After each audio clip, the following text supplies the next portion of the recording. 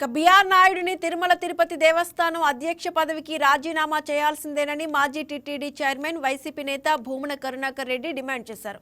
మహిళలను లైంగిక వేధించినందుకు తాము ఈ డిమాండ్ చేస్తున్నామని, ఇందులో భాగంగా తిరుపతి పట్టణంలో శనివారం నిరసన వ్యక్తం చేయబోతున్నామని తెలిపారు. ఈ కార్యక్రమం పూర్తిగా శాంతియుతంగా నిర్వహిస్తామని భూమన ప్రకటించారు.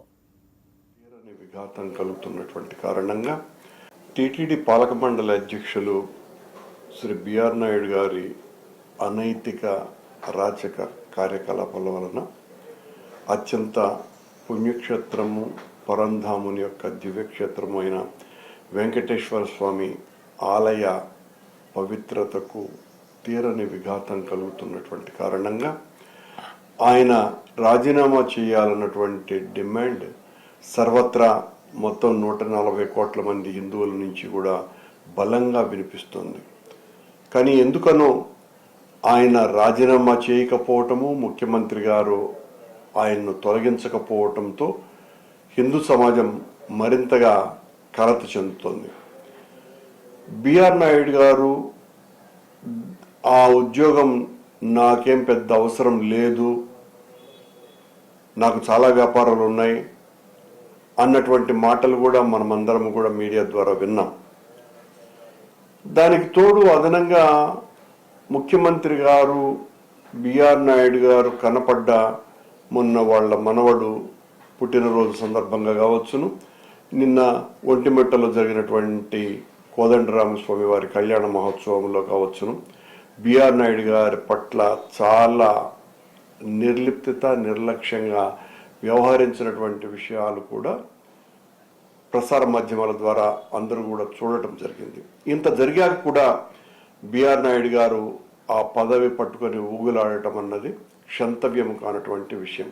ఆయన చేసినటువంటి తప్పిదానికి బిఆర్ నాయుడు గారిని తొలగించాలని వైఎస్ఆర్ కాంగ్రెస్ పార్టీ చాలా రోజులుగా డిమాండ్ చేస్తున్నది.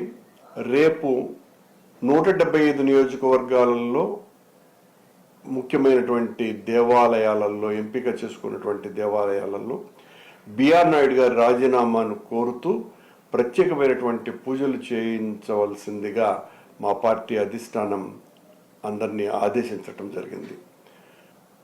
కానీ నిన్న తిరుపతిలో గౌరవనీయ డిప్యూటీ సూపరింటెండెంట్ ఆఫ్ పోలీస్ వారు తిరుపతిలో 30 యాక్ట్ అమల్లో ఉందని, ఎట్టి పరిస్థితులను ర్యాలీలు, సభలు ఇలాంటి వాటిలకు అనుమతి లేదు అని ఒక ప్రకటన ఇవ్వటం జరిగింది. ఈ ప్రకటన వైఎస్ఆర్ కాంగ్రెస్ పార్టీ శ్రేణుల్ని భయపెట్టడానికి ఇస్తున్నట్టుగా ఉంది తప్ప మా పార్టీ ర్యాలీలను పిలుపివ్వలేదు, ప్రదర్శనలని పిలుపివ్వలేదు, సభలని పిలుపివ్వలేదు. దేవాలయాలలో పూజలు చేయమని చెప్పింది. ఆ పూజలు చేయటం ద్వారా సందేశాన్ని ఇవ్వవలసిందిగా కోరుతుంది. ఇక్కడ శాంతి భద్రతల సమస్య వచ్చేటువంటి అవకాశం ఏమీ లేకపోయినప్పటికీ కూడా ఉద్దేశపూర్వకమైనటువంటి నిందారోపణ చేయటమే కాకుండా మా శ్రేణుల్ని భయపెట్టాలని చూడడం అన్నది ఏమాత్రం కూడా మంచి చర్య అని నేను భావించటం లేదు. రేపు జరగబోయేది భగవంతునికి నివేదన.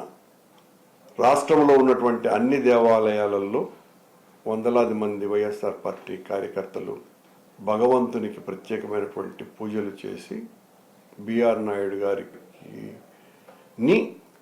పదవి నుంచి తొలగించవలసిందిగా భగవంతుడినే ప్రార్థించటం రేపు కార్యక్రమంలో భాగం. కనుక నేను పోలీసు వారికి విజ్ఞప్తి